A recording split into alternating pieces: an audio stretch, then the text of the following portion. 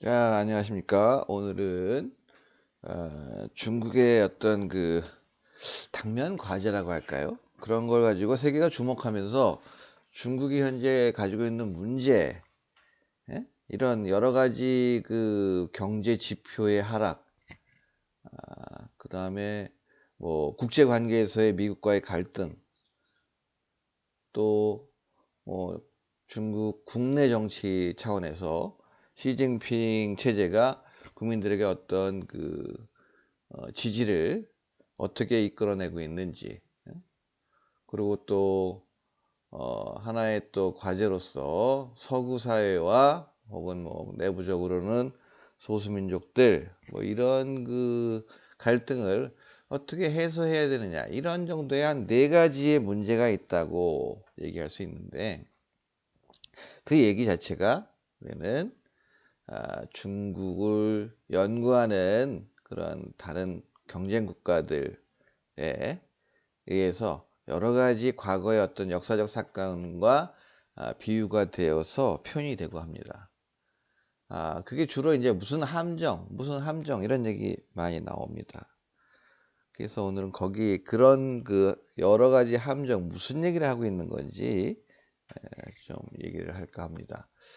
중국의 함정, 뭐 함정은 뭐 동물 잡기 위해서 뭐 파는 굴이라든가 덫 뭐 이런 것들이겠죠. 그러니까 어디 중국이 어떤 그 딜레마 내지는 어떤 난국에 빠져 있다라는 그런 의미겠죠.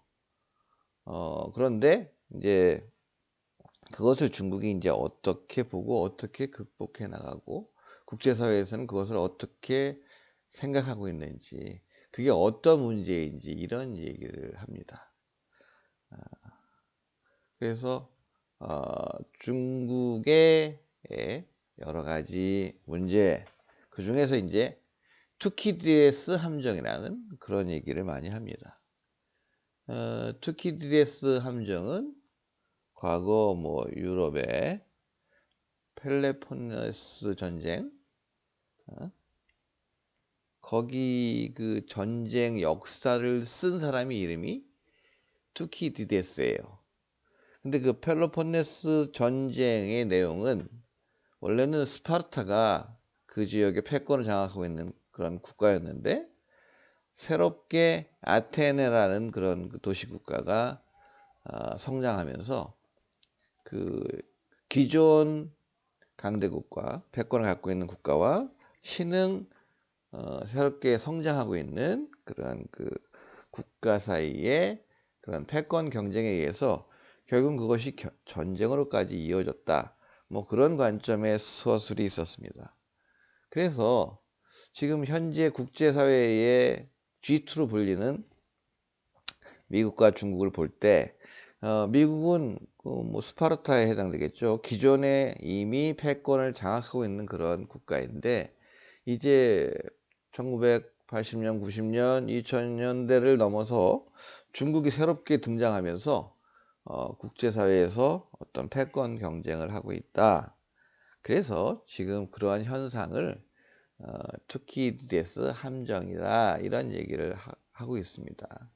그래서 기존 대국 미국과 신흥 대국 중국이 예, 충돌할 가능성이 상존한다, 이런 분석입니다. 물론 그러한 것이 과거처럼 쉽게 강대국 사이에 정말 직접적인 무력 전쟁을 일으키기는 어렵지만, 지금 여러분들이 보는 것처럼 미국과 중국은 현재 무역 전쟁을 하고 있습니다. 관세라든가 이런 것들을 서로 많이 부과하고 이러면서 그동안 어떤 밀월 관계였던 그런 그 경제 관계가 지금 악화 일로를 걷고 있죠.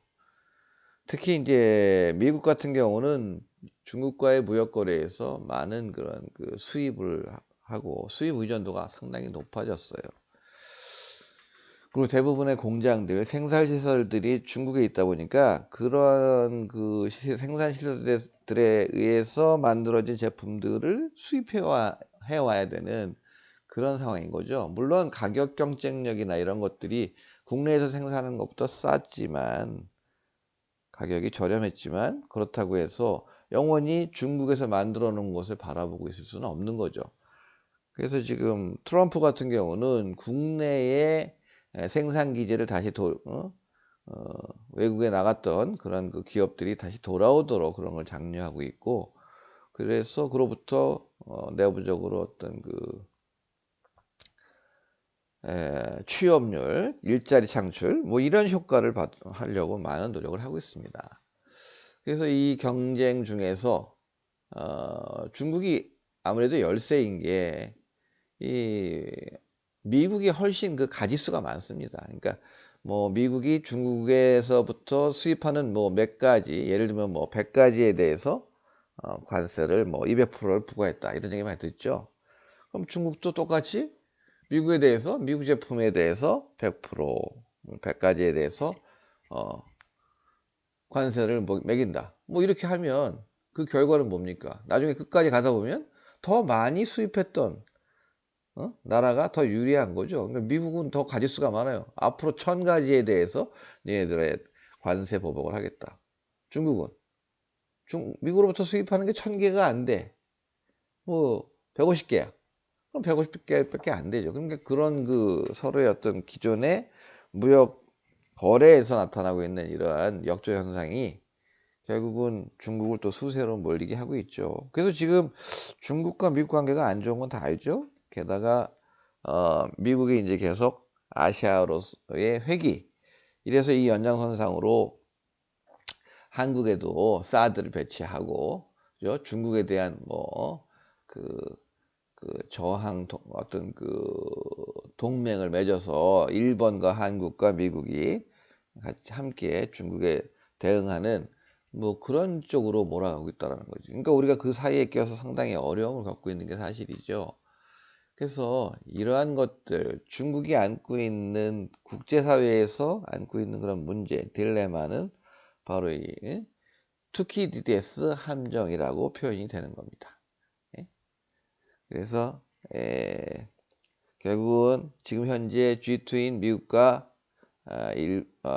중국이 세계 어떤 그 주도권을 놓고 지금 첨예하게 대립해 나가고 있다라는 것이 지금 현재이고, 거기에 이제 중국이 연루되어 있다라는 거죠. 아무래도 힘이 붙이니까 미국에 비해서는 그런 것을 대응해 나가기에는 상당히 어렵다. 따라서 과거에 그런 그 중국의 경제 성장을 어떤 막아서는 그런 그 부정적 요소가 과거에는 없었지만 이제는 그런 것들이 생겨났기 때문에 중국이 경제 발전에서 어려움에 처해 있다. 그래서 함정에 빠져 있다. 이런 얘기를 하면서 이런저런 그 함정 얘기를 하고 있는 겁니다. 그리고 또 하나는 중진국 함정이 있어요. 중진국 함정. 새로운 성장 동력을 창출해 고소득 국가로 도약해야 한다. 그러니까 중국이 그동안 뭐 2자리 이상의 경제 발전을 해왔어요. 10% 이상이죠. 많게는 15%, 16%, 그걸 수십 년간 해왔어. 우리나라 경제 성장 뭐 2%, 요즘엔 뭐 거의 뭐 1% 그럴지도 모릅니다. 코로나 때문에. 그런데 중국은 수십 년, 30여 년 이상 그렇게 경제 성장률, 높은 경제 성장률을 보이면서 발전해 오다가 2010년대에 들어서 그것이 꺾이기 시작했어요. 그래서 지금 2020년이죠. 그죠? 거의 그 이후로 이제 10년이 됐는데, 매년 그 중국 전국인민대표대회에서 중국 국무원 총리가 지금 리커창이죠. 리커창이 올해 우리 경제 성장률 목표는 몇 프로다, 이렇게 발표를 해왔는데 계속 10점 이상 넘어가다가 시진핑에 들어서서 떨어지기 시작해서 거의 뭐 0.8%, 8%대, 7%대, 지금은 6%대까지 떨어졌습니다. 아마 지금 얼마 전에 중국에서 전국인민대표대회가 폐막했는데 이번에는 그런 경제성장률 발표가 없었던 것 같아요. 그리고 이제 뭐 시끄럽게 이제 홍콩 보안법 얘기가 우리 언론에 가장 관심을 받았는데, 어찌되었든 중국의 이 경제 성장률이 많이 떨어지고 있다는 거죠. 중국이 경제 성장률이 떨어진다는 것은 뭐예요? 경기가 안 좋아지는 것이죠. 경기가 안 좋아지면 그 화살이 어디로 가죠? 집권 세력에게, 집권 정당, 그죠? 집권 정치 세력에 가는 겁니다. 그러니까 그 경제가 망가질수록 공산당 일당 체제에 대한 국민들의 저항이 생길 수 있다라는 거죠. 그죠? 따라서 이 경제 성장을 계속적으로 고도 성장을 유지해 와야 되는데 중국이 그게 떨어졌단 말이야. 그 원인이 뭐냐? 그게 이제 그 원인을 여러 가지 어 에서 찾아봅니다. 특히 이제 중국에서 너무 이제 많이 과잉 생산을 하다 보니까 국제 시장에서 어떤 중국 제품들의 어떤 가격이 하락이 되어서 그만큼 마진율이 떨어지고 자국 기업들 사이에 어떤 경쟁이 치열해지면서 어 성장률이 많이 꺾어졌다. 이런 얘기를 많이 합니다. 예를 들면 철강 같은 경우도 중국이 이제 철강 산업을 일으켜서 부흥을 시켜서 우리나라 뭐 포스코를 위협할 정도로 상당히 성장이 되었어요. 근데 그러다 보니까 그 물량으로 상당히 많이 지금 생산해내고 있어요. 근데 그 물량 생산이 처음에는 한국의 포스코 같은 그런 기업이었지만 지금은 국가 내에서 중국 내 제철 회사들끼리 출혈 경쟁을 하고 있다는 거죠. 이런 것들도 새로운 문제가 되고 있어요. 자동차도 너무 많이 늘어나서 가격이 뭐 올라가지 않고 계속 떨어지고 공급이 늘어나니까 뭐 이런 얘기를 많이 합니다. 그런데 이제 중진국 함정이라는 건 무슨 얘기냐면 중국 자체가 여러 이제 중남미 국가들에 대한 얘기를 많이 합니다. 과거에 뭐 필리핀도 마찬가지고 어느 정도 뭐 높은 경제 성장률을 유지하면서 발전을 해왔지만 한순간 어느 수준에 도달하면 국민 총소득, 개인 소득이 뭐 $10,000 그 주변에 오면 좀 기존의 어떤 그 경제 성장의 기조를 바꿔야 될 때가 온다는 거죠. 그러니까 이제 선진국으로 가기 위해서는 결국은 산업 구조도 개선해야 되는 거예요. 산업의 고도화 이런 얘기가 있죠. 그러니까 예를 들면 그동안 어느 정도 중진국까지 올 수 있었던 것은 뭐 주로 노동 집약형 산업에 의존해서 그렇게 됐다고 볼 수 있습니다. 그러니까 중국이 초반에 뭐 우리나라에서 생산되었던 뭐 신발, 의류 사람들이 다 재봉에 앉아서 노동력이 가해져야 그것이 비로소 제품으로 만들어지는 그런 노동력이 많이 필요한 그런 산업으로 시작된 거죠, 사실. 그래서 중국의 남부, 심천, 광주 뭐 이런 데 지금 현재 광주 같은 경우에서는 의류 산업이 여전히 발전하고 있죠. 신발도 마찬가지입니다. 어찌되었든 그렇게 사람의 손이 가서 무엇을 만들어내는 그런 제품들. 그렇지만 이러한 제품들은 뭐예요? 부가가치가 높지가 않죠. 신발 한 켤레 해봐야 뭐 비싸야 뭐 2만 원, 3만 원 하면 그거 하나 만들어서 팔아봐야 얼마 남습니까? 근데 반도체, 핸드폰 하나 팔아요. 얼마요? 100만 원, 200만 원. 그럼 거기에 마진이 얼마야? 훨씬 그 마진이 크죠. 이게 이제 부가가치예요. 그러니까 고부가가치 산업. 자동차도 마찬가지입니다. 그러니까 고가의 상품을 만들어서 파는 것. 그러니까 이제 이거를 뭐냐면 뭐 기술 집약형 산업이라든가 혹은 돈이 많이 들어가야 되는 자본이 많이 들어가야 되는 자본 집약형 산업 이런 식으로 업그레이드가 되어야 하는데 중국은 여태까지 그런 것을 이루지 못했다는 거죠. 그러니까 다른 중진국들이 거기서 선진국으로 도약하지 못하는 그런 대부분의 경우가 바로 이렇게 자기들이 그동안 어느 정도의 경제 성장을 이끌어왔던 그런 산업들의 고도화에 실패하고 거기에서 계속 머물러 있다라는 거죠. 특히 이 중남미 국가들이 그런 게 많이 있습니다. 브라질이나 뭐 이런 나라들, 아르헨티나.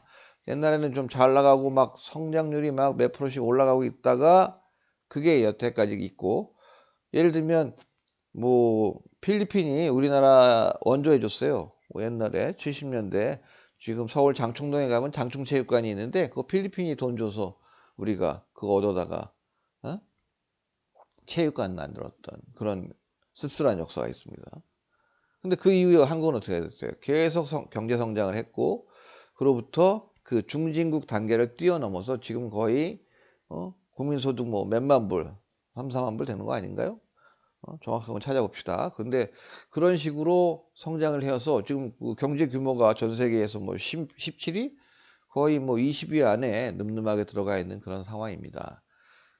물론 중국도 그렇게 국민 총생산을 따지면 상당히 뭐 G2에 들어가 있으니까 어마어마한 국가이긴 하지만 그런 것들을 이제 국가 총생산이 아니라 그 총생산을 국민 숫자로 나눠 버리면 그것이 개인 소득이 되잖아요. 개인 소득 몇만 불 시대 이런 얘기 하잖아. 그래서 그런 단계까지는 중국은 못 오고 있다라는 거지. 그래서 이제 중국도 그런 산업 구조의 어떤 변화, 고도화 이런 것들을 해야 된다는 거지. 그래서 어 이제 전에 요거와 관련돼서 또 그 새로운 단어 하나가 있는데 그 뉴 노멀이라는 게 있어요. 뉴 노멀. 그러니까 미국에서 나온 얘기인데 미국이 이제 경제 성장을 하다가 어떤 그 단계에 들어서서 갑자기 이제 그 경제 성장률이 떨어지고 이런단 말이야. 그러니까 어떤 그 경제 성장으로 가다가 어떤 단계에 이르러서 새로운 도약 이전에 뭔가 이 정체 현상을 나는 그런 그 경제 지표가 성장을 하다가 멈추는 그런 것들을 그런 경제적 현상을 뉴 노멀이라고 했어요. 뉴 노멀. 뉴는 뭐야? 신이잖아. 신. 새로울 신자.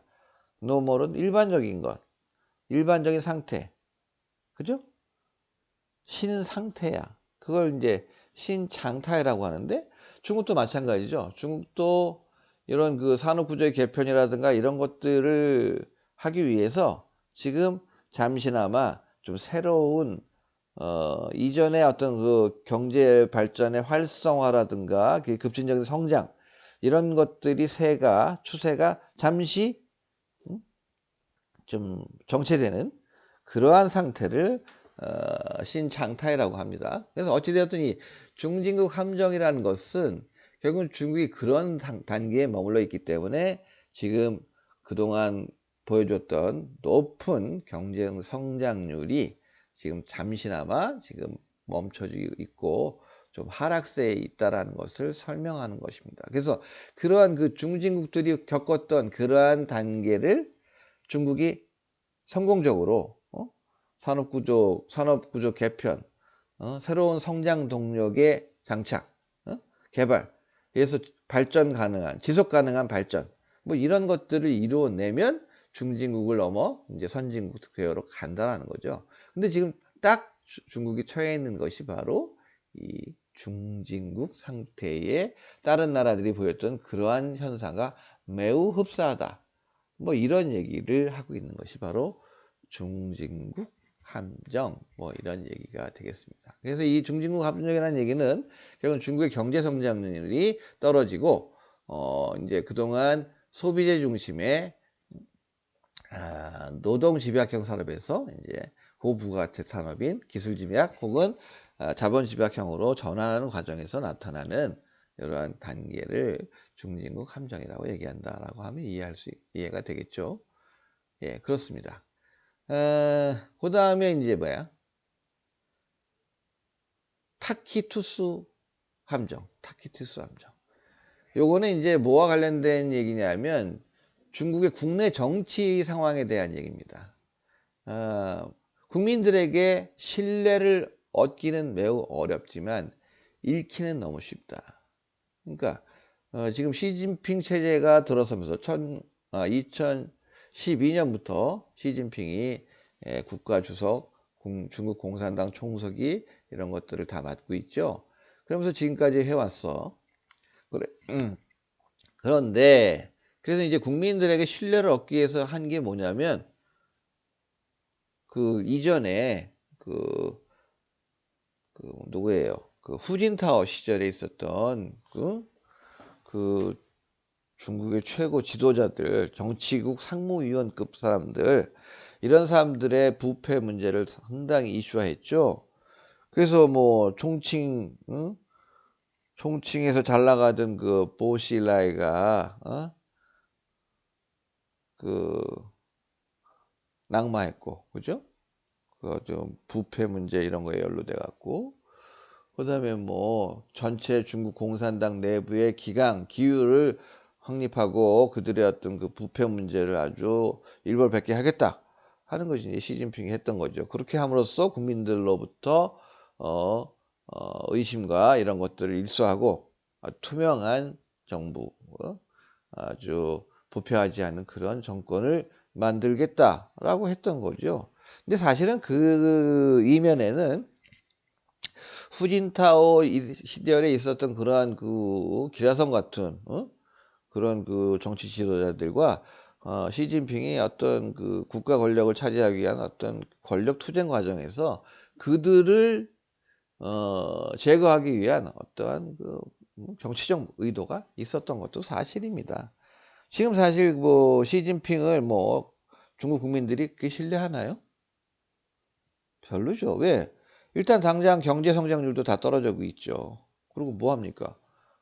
국민들에 대해서 여러 가지 뭐 감시 체제라든가 이런 것들, 뭐 AI, 뭐 안면 인식 기술, 뭐 이런 것들을 이용해서 더 국민들의 어떤 다양한 목소리들을 더 통제하고 감시하는 그런 시스템을 아주 많이 늘렸어요. 게다가 시진핑은 뭘 했어요? 또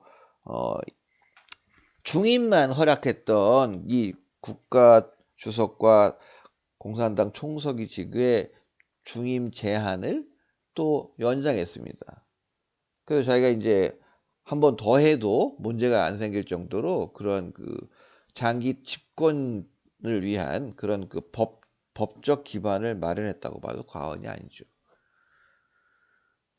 또 게다가 뭐 합니까 지금? 항상 이 홍콩 문제가 일어나고 있잖아요. 일국 양체제. 그래서 전에는 그 19년도에 범죄인 뭐 송환법 이렇게 해서 홍콩에서 반정부 시위, 또 정부라는 것은 뭐 홍콩 정부가 되기도 하지만 중국 정부에 대한 그런 그 자유로운 언론 비판과 이런 그 민주 인사들을 체포해서 가겠다. 이렇게 어떤 강압 정치의 모습을 보여서 홍콩 시민들이 반대하고 엄청나게 시위를 했죠.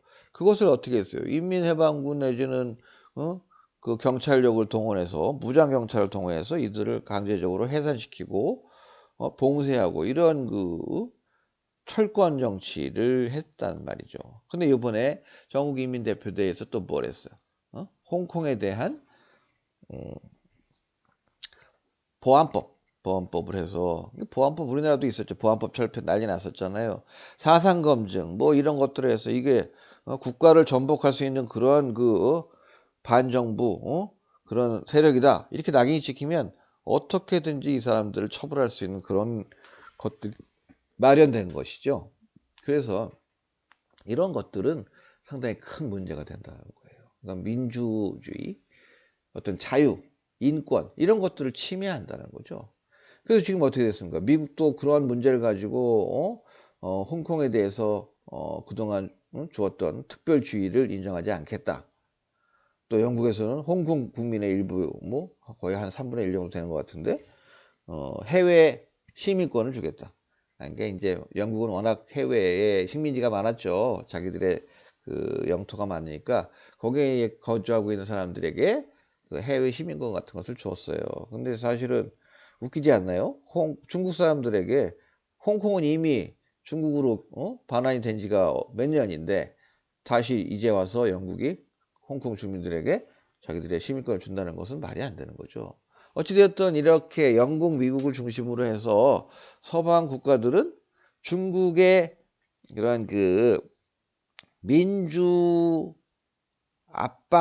민주주의를 압박하고 자유를 억압하는 이러한 그 정치에 대해서 현실에 대해서 상당히 우려하고 여기에 대해서 영향을 미치려고 하고 있죠. 그런데 중국 입장에서는 어때요? 니들이 왜 신경 쓰냐고. 이거는 우리나라 내부 정치 문제이다. 내정이다. 이런 얘기 많이 하잖아요. 그래서 뭐 그 국제사회에서의 이런 관여는 뭐 무시한다. 뭐 이런 식으로 하지만 사실 중국이 그동안 경제 성장을 바탕으로 해서 국제사회에서 어필했던 게 뭐예요?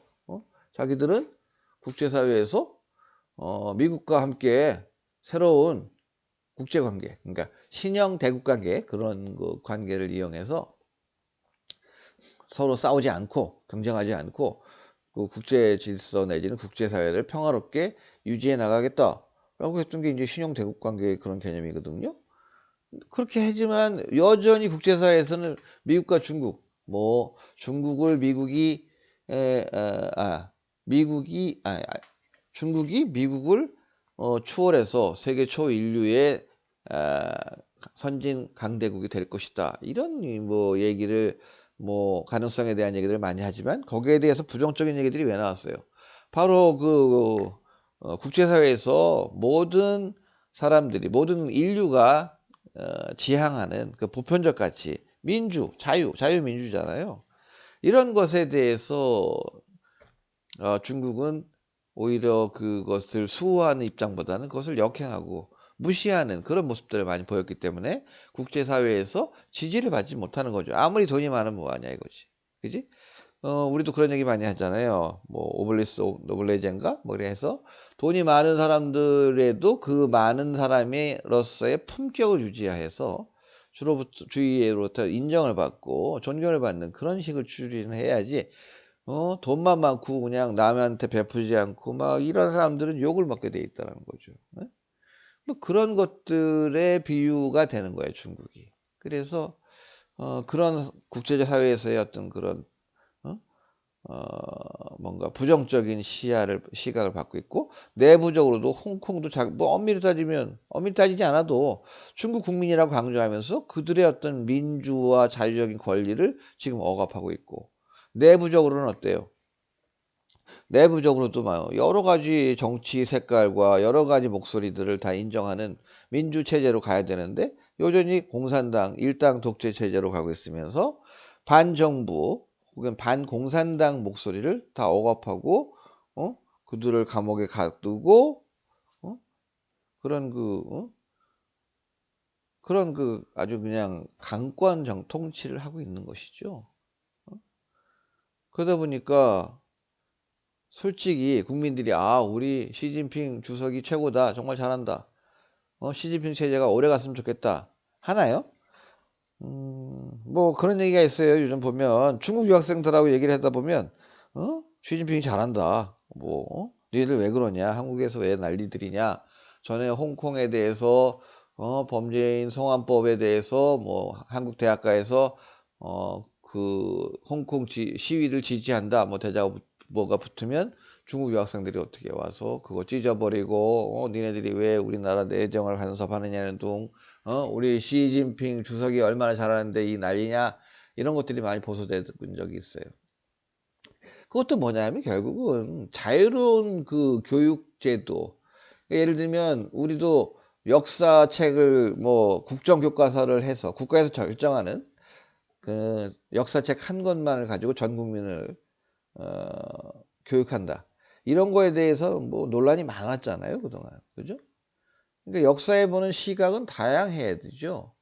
근데 지금 현재 뭐 집권 정당에 예를 들면 뭐 박정희를 미화하는 그런 식의 뭐 박근혜가 통치할 때는 대통령일 때는 그런 역사를 만들어서 국민들에게 배포한다는 거예요. 국민들이 그럼 초등학교, 중학교에서 역사를 배우면서 우리 박정희 대통령이 최고구나. 이런 생각을 할 거 아니에요? 그죠? 그렇지 않은 시각이 얼마든지 많은데. 그러니까 그런 것들에 대한 교육이나 이런 것들도 다양한 학자들의 어떤 시각을 반영한 다양한 교과서들을 보고 그거는 그 개인이 여러 가지 공부를 다양한 그 시각들을 접해보고 본인이 결정하는 것이죠. 그렇지만 중국은 어때요? 중국 공산당에 대해서, 공산당 사상에 대해서, 공산당이 그동안 얼마나 잘했는지 이런 내용이 가득한 것들을 가지고 초, 중, 고등학교를 다니는 거예요. 대학도 마찬가지고.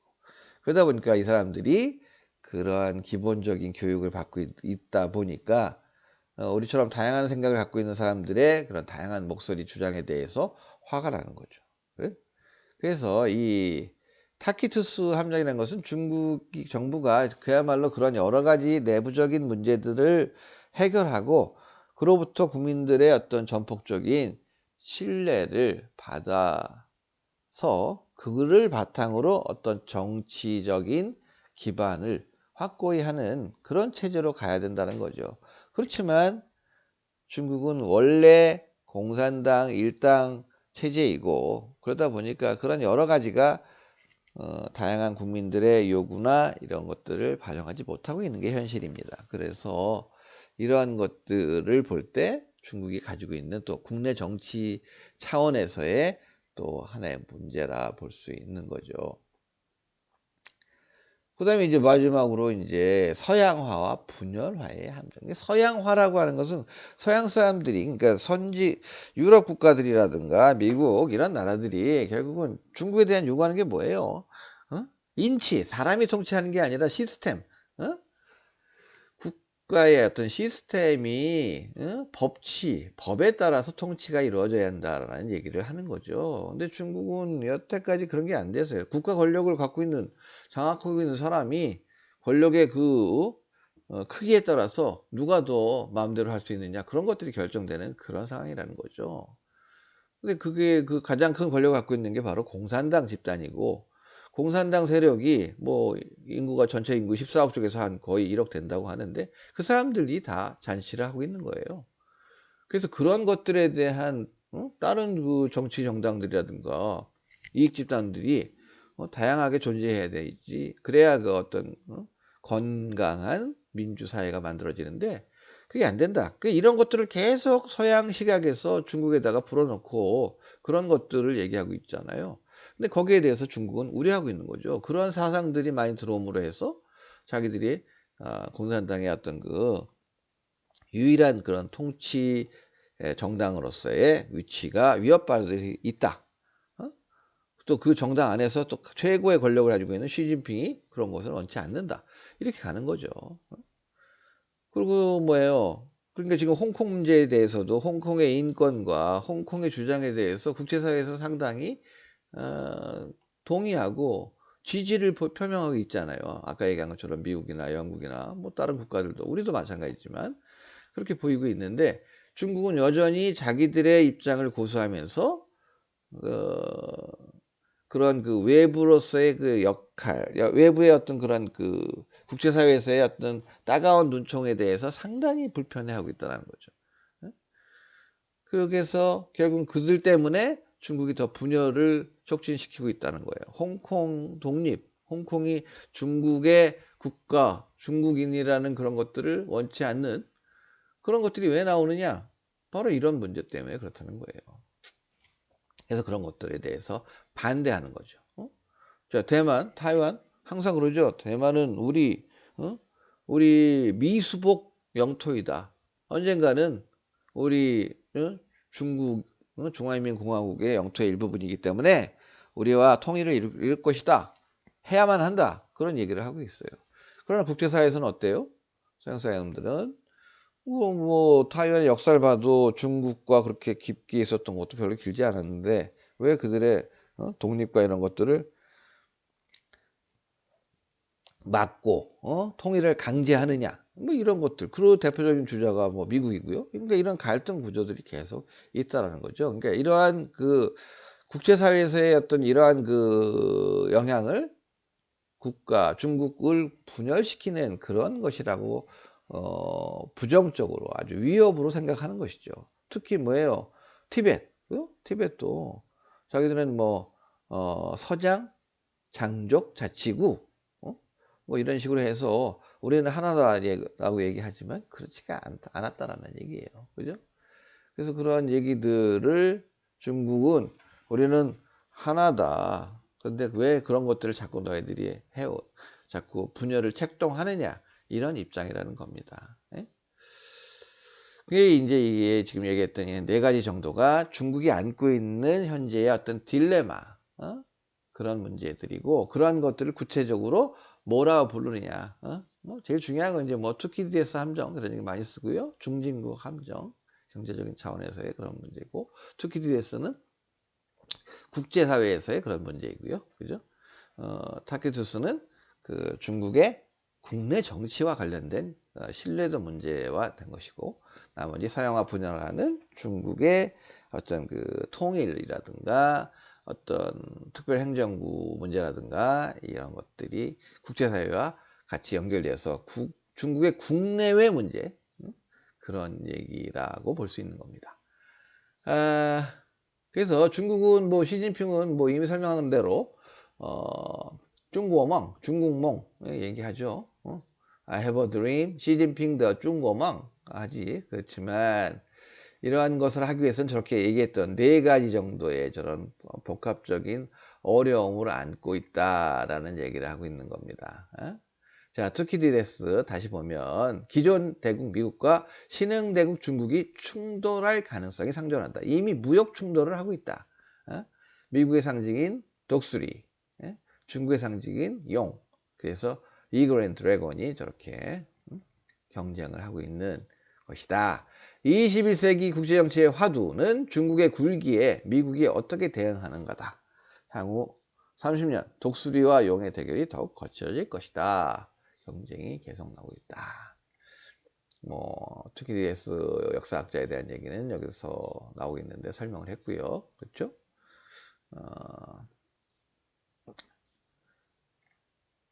그다음 이제 중진국 함정 마찬가지죠. 딱 그 기로에 섰다라는 거야. 그림이 재밌는데 리치 앤 푸어. 여기서 다시 곤두박질 쳐서 다시 깎으로 가느냐 아니면 선진국 대열로 끼어드느냐. 이게 바로 지금 현재 중국이 처한 딱 그 수준이라는 거죠. 국민 총생산은 많지만 개인 소득으로 나눠보면 그렇게 많지 않아서 선진국이라 할 수 없는 그런 중국의 입장에서는 그동안 그 현재 경제 발전 수준까지 이끌어왔던 그런 산업 구조를 이제는 고도화 시켜야 되는 그런 숙제를 안고 있다는 거죠. 거기에 성공하면 선진국으로 갈 것이고, 그렇지 못하면 거기에서 머물다가 다시 과거의 필리핀이나 중남미 국가처럼 회귀할 가능성도 있다. 그래서 이러한 것을 잘 극복해내야 된다는 거죠. 기존의 선진국 그룹에 속해 있던 서유럽과 이들이 이주하여 세운 미국, 캐나다, 호주, 뉴질랜드 그리고 일본을 제외하고 이 중진국 함정을 성공적으로 탈피해 소득과 산업화 부분에서 새로 고소득 그룹에 합류한 나라는 매우 적다. 그죠? 우리나라도 지금 거의 선진국으로 가고는 있죠. 완전히 선진국이라고 할 수는 없다라고 보고 있나 봅니다. 그래서 중진국 함정은 바로 이러한 중국의 경제 성장이 과연 그 소득이 개인 소득 수준이 과연 선진국 수준으로 올라갈 수 있느냐 없느냐 이런 얘기를 하고 있습니다. 경제가 어느 수준에 들어서면 새로운 성장 동력을 창출해내야 한다. 그렇지 않으면 장기 불황에 빠질 가능성이 있다. 라틴 아메리카가 그 예다. 20, 30년간의 노력에도 경제가 회복되지 못해 아직 GNP 1만 달러의 문턱을 넘지 못하고 있다. 2016년 브라질 대통령이 탄핵을 당해서 직무형된 것이 여기와 관련이 있다라는 얘기. 그 다음 타키투스, 우신, 부리, 신념, 그러니까 믿음을 받지 못하면 설 수 없다 이런 얘기죠. 그러니까 결국은 공자는 정치에서 우선해야 할 것이 세 가지 있는데 식량, 군사, 믿음이다. 믿음, 신념이죠. 부득이하게 셋 중에 둘을 포기한다면 앞에 둘이다. 백성의 믿음이 없으면 나라의 존립 자체가 불가능하게 됩니다. 그러니까 믿음. 뭐 그렇지만 인위적으로라도 그 중국의 공산당의 일당 체제 안에서 국민들을 호도해서 중국 정부에 대한 맹목적인 지지를 만들어내고는 있지만 그런 것들이 언제까지 가겠냐 이거죠. 지금 우리나라에 유학 와 있는 그런 유학생들도 세월이 가고 그러면 이런 국제사회에서의 다양한 이런 시각과 중국이 국내에서 알 수 없었던 이런 여러 가지들을 이제 접하게 되면서 새로운 변화가 일어나면 장기적으로 볼 때 이러한 그 일당 독재 체제는 오래가지 못할 것이다 라는 얘기를 할 수 있는 거죠. 그래서 이 타키티스, 로마의 최고 지도자 코넬리우스 타키투스는 정부가 한번 신뢰를 잃으면 국민의 마음을 얻지 못한다고 말했다. 신뢰를 잃은 정부가 콩으로 매주를 쓴다 해도 국민들은 고이 듣지 않는다는 것이다. 정부가 좋은 일을 하든 나쁜 일을 하든 모두 나쁘게 인식하고 진실을 말하든 거짓을 말하든 모두 거짓으로 여기게 된다. 뭐 굳이 뭐 이름을 했는데 뭐 이렇게 뭐 이건 공자 말씀도 있고 타키투스 얘기도 있고 그죠? 그래서 시진핑은 이러한 얘기를 하고 있다. 현재 중국의 사회 문제를 볼 때 SNS는 이미 대중화되었고 인터넷상의 각종 댓글이 난무하는 시대를 살고 있다. 만약 공적 업무를 처리할 때 시적절하게 대응하지 못한다면 비록 사소한 사건일지라도 일파만파로 퍼질 수 있다. 그래서 공적 임무의 투명도를 개선하고 국민과의 소통 채널을 원활하게 운영해야 하는 것이다. 중국 공산당이 타키투스의 함정을 극복하지 못할 경우 공산당 통치의 합법성에 치명상을 입게 될 것이다. 그러나 중국 현실을 볼 때 SNS 통제를 엄격하게 하고 있죠. 다 읽고 있습니다. 빅데이터를 가지고 그 사람이 주로 어디에 가 있고 어디에서 밥을 먹고 어디에서 술을 먹고 주로 어디 가서 놀고 이런 것들을 다 갖고 있어요. 민주사회에서는 우리나라에서는 그런 것들 개인정보 이런 것들 국가가 가지면 난리가 나죠. 중국은 그렇지 않습니다. 공산당이 다 가지고 있어요. 그래서 사실은 SNS나 이런 걸 통해서 오히려 중국의 어떤 이런 다양한 그런 그 민의가 정치에 반영이 되어서 새로운 거버넌스를 형성해서 중국 공산당 일당 체제를 무너뜨릴 수 있지 않을까라고 이렇게 얘기를 하고 있지만 실질적으로는 그것을 오히려 공산당이 역이용하고 기존에 가지고 있는 그런 아주 강력한 권력을 가지고 국민들의 정보와 이런 것들을 다 수집해서 그들을 통제하는데 역이용하고 있다. 그리고 해외로부터 들어온 여러 가지 그 SNS 이런 것들은 통제해서 안 되잖아요. 중국 들어가면 뭐 페이스북 안 되고 여러 가지 안 되잖아요. 카카오톡도 잘 안 돼요. 이런 것들이 바로 현재 중국의 현실의 문제이다. 이런 겁니다. 이제 마지막으로 이제 바로 서양화 분열에 대한 거죠. 중국은 통일에 대해서 상당히 뭐랄까 트라우마? 하도 난리를 치니까 뭐예요? 중국의 내부적으로 가장 큰 문제는 소수민족 분리독립 문제죠. 티벳 맨날 라마교 승들이 분신하고 난리치고 독립해달라고 난리치고 있잖아요. 원래 중국이 어디야? 여기 이 지도를 보면 재밌는데 지금 중국 지도가 이렇게 있습니다. 한국 이렇게 있고 뭐 이렇게 돼 있잖아. 그지? 근데 사실 지금 여기서 얘기하는 거 이게 이제 7궤로냐 궤가 뭐냐면 콰야 덩어리야. 7덩어리라는 얘기야. 중국이 원래 한 덩어리가 아니라 그래서 원래 중국 한족들은 요 위에 요 경계가 뭐야? 만리장성이 지나가는 그런 데야. 이 북쪽에 이 몽고족 뭐 만주족 맨날 쳐들어오니까 얘들과 담싸고 여기 살던 애들이에요. 이게 중국의 오리지널 영토죠. 예? 산동성 강소성, 저장성, 뭐, 이 남쪽이야. 사천, 뭐, 거기도 껴주자. 거의 요런 욕이었는데, 뭐, 총나라, 이 만주족이 여길 다 통일을 해서, 이 몽고 다 쫓아내고, 여기 뭐야, 회족 다 점령하고, 뭐, 티베트 점령하고, 대만까지 점령하고 난리치고, 싹 다 해서 이만해졌단 말이야. 청나라 다음에 들어서면서 얼떨결에 중국이 만들어지면서, 중국이 여기 대부분을 다 먹었어요.